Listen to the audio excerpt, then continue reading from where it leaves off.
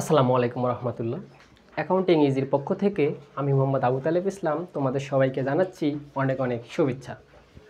আজকের ক্লাসে আমরা শিখব বিক্রয় জাবেদা। ইতিমধ্যে আমরা ক্রয় জাবেদা শিখে ফেলেছি, এখন আমরা শিখব বিক্রয় জাবেদা। বিক্রয় জাবেদা শিখতে গেলে আগের কোনো ক্লাসেই করার দরকার নাই, কোনো কিছু জানারও দরকার নাই। জাস্ট একটা বিষয়ে কনসেপ্ট থাকলেই হয়, কোনটা নগদ বাট্টা কোনটা কারবারি বাট্টা। এই বিষয়ে আমাদের একটা ভিডিও দেওয়া আছে, ক্লাস শেষে সেই ভিডিওটা দেখে নিবা। ওকে, অথবা ডেসক্রিপশনে লিঙ্ক দিয়ে দেবো। ওকে, এবার আসো তাহলে আমরা যদি বিক্রয় জাবেদা করতে চাই তাহলে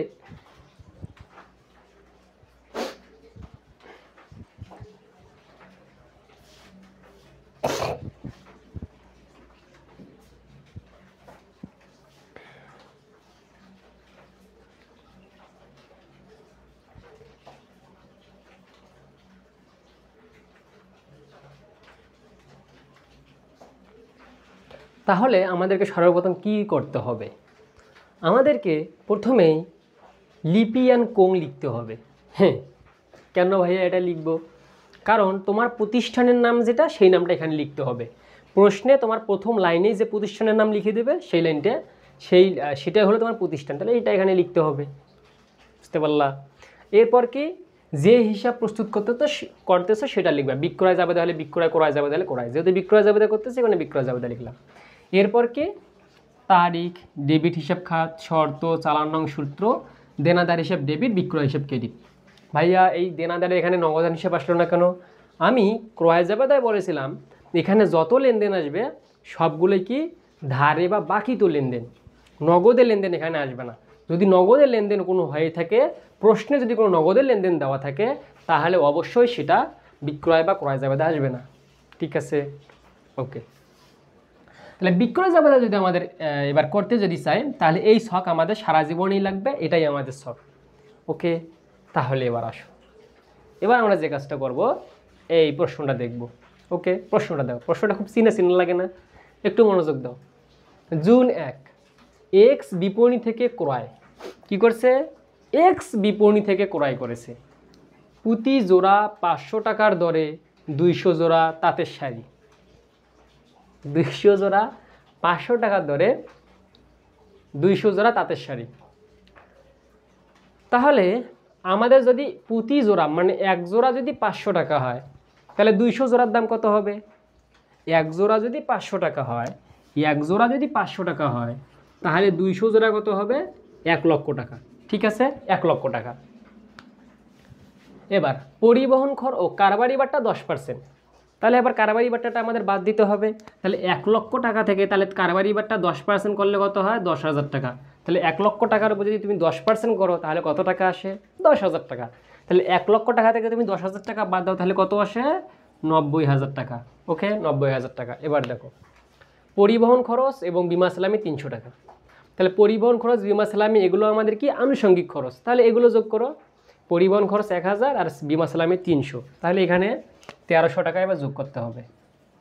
তাহলে 91,300। ঠিক আছে, 91,300। এখন এখানে প্রশ্ন হচ্ছে যে ভাইয়া আমরা কারবারি বাট্টাটা কি এই দুটো যোগ করার পর বাদ দিব? এই পরিবহন খরচ এবং বিমা সালামি মানে আনুষঙ্গিক খরচটা না, আগে তোমার যে মূল জিনিসটা আছে সেখান থেকে আনুষঙ্গিক কারবারি বাট্টা বাদ দেওয়ার পর তোমাকে আনুষঙ্গিক খরচ যোগ করতে হবে। তাহলে এবার আসো, তাহলে কি কাজ বলো তো? এবার আমাদের কাজ হলো এক্স বিপণী আছে, আমরা তারিখ দিয়ে এক্স বিপণী লিখব। জুন 1, এক্স বিপণী লিখলাম। এক্স বিপণী লিখার পর আমাদের কাজ কি? এবার আমাদের কাজ হচ্ছে শর্ত কি দেওয়া আছে? আছে এই যে 3/10 নিট 20, 3/10 নিট 20 দিলাম। চালান নং কি আছে?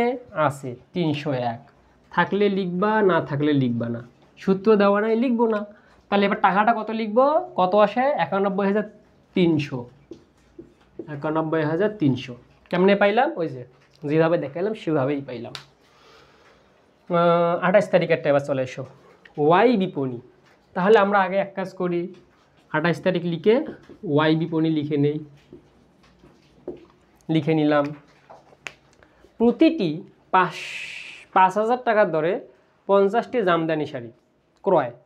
তাহলে ওয়াই বিপণী থেকে ক্রয় করেছে, এই যে কে ক্রয় করছে, লিপি কিন্তু এগুলো ক্রয় করতেছে, লিপি কিন্তু এই যে এক্স বিপণী থেকে ক্রয় করছে, আবারও ওই লিলি, হ্যাঁ ওই লিলি আবার কি করছে, ওয়াই বিপণী থেকে আবার ক্রয় করলো। তাহলে ওয়াই বিপণী থেকে ক্রয় করছে কি, প্রতিটি 5,000 টাকা ধরে 50টি জামদানি শাড়ি। তাহলে যেহেতু 5,000 টাকা ধরে 50টি জামদানি শাড়ি, 5,000 গুণন 50, 5,000 গুণন 50 করলে কত হয়, 5,000 গুণন 50 যদি তুমি ক্যালকুলেটরে দাও, 5 5 25, 4টা শূন্য, 2,50,000 হয়, 2,50,000 হয়। এবার কি করছে, প্রতিটি 7,000 টাকা দরে 15টি বেনারসি শাড়ি ক্রয় করছে। তাহলে একটা শাড়ির দাম 7,000, 15টার দাম কত হয়, এর আগে আমরা গুণ দিছিলাম, মনে হয় 1,05,000 হয়, 7,000 গুণন 15, 1,05,000 হয়, 1,05,000 কীভাবে পাইলাম, একটা যদি শাড়ির দাম হয় 7,000, তাহলে 15টা বেনারসি শাড়ির দাম কত হবে, গুণ দিলে যা হয় তাই। প্রতিটি 50 টাকা ধরে 200টি খানা রুমাল, তাহলে একটা রুমালের দাম যদি হয় 50 টাকা, তাহলে 200টি রুমালের দাম কত হবে, ক্যালকুলেটরে যদি গুণ দাও 50 গুণন 200, তাহলে আসে 10,000। তারপর আর কোনো কিছু নাই, এখন এগুলো আমরা যোগ করব। এগুলো যোগ করলে কত হয়, 2, 3 লক্ষ 55, 65, 3,65,000, 3,65,000 লিখলাম, 3,65,000। এখন এখান থেকে বাদ দিতে হবে কি, কারবারি বাট্টা।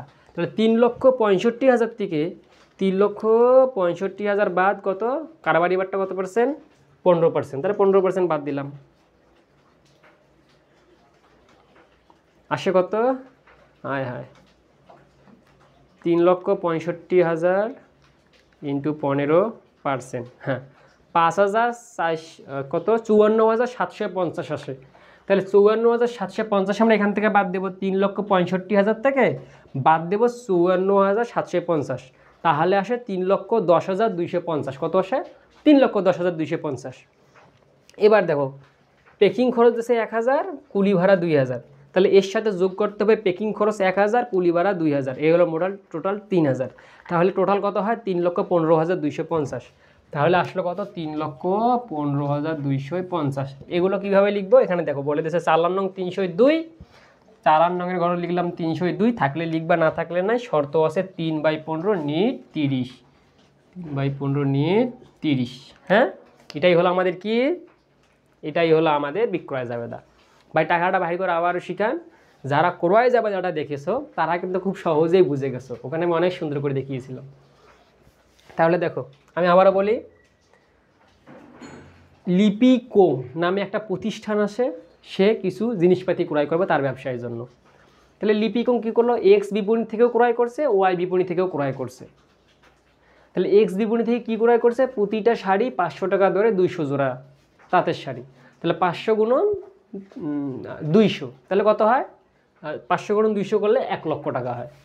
এবং কারবারি বাট্টা 10%, আমরা জানি যা ক্রয় করে সেখান থেকে কারবারি বাট্টা বাদ দেয়, তাহলে 1 লক্ষ টাকার উপর 10% করে দেখবা 10,000 আসে, তাহলে ওটা ওখান থেকে বাদ দিবে 1 লক্ষ টাকা থেকে, তাহলে আসে কত, 90,000।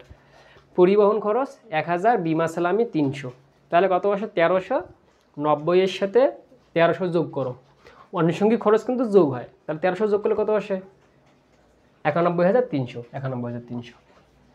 পরেরটা আসো, ওয়াই বিপণী থেকে ক্রয় করছে অনেকগুলা, যেটা ক্রয় করছে তার সাথে গুণ দিবা, হ্যাঁ যেটা ক্রয় করছে তার সাথে গুণ দিবা, সবগুলোই যোগ করবা, আসলে কত, 3,65,000।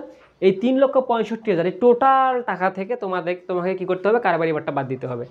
বাদ দেওয়ার পর যেটা আসবে তার সাথে কি করতে হবে, আনুষঙ্গিক খরচটা যোগ করতে হবে, তাহলে যোগ করলে আসে এটা, তাহলেই আমাদের শেষ। তাহলে এইরকম আরও যদি একটা দেওয়া থাকতো তাহলে আমরা ওই তারিখ দিয়ে এটা লিখতাম, আরও একটা দেওয়া থাকলে সেটা তারিখ লিখে ওইটা লিখতাম, সেম কাজ। এখানে আহামরি কোনো কাজ নাই, খুব সহজ বিষয়টা, আর এগুলো একেবারে ইজি। তো তাহলে আশা রাখছি তোমরা আমার ক্লাসটা খুব ভালো মতন বুঝতে পেরেছো। যারা বোঝো নাই, ক্রয় জাবেদাটা দেখো, তাহলে বিক্রয় জাবেদাটা বুঝেই যাবা।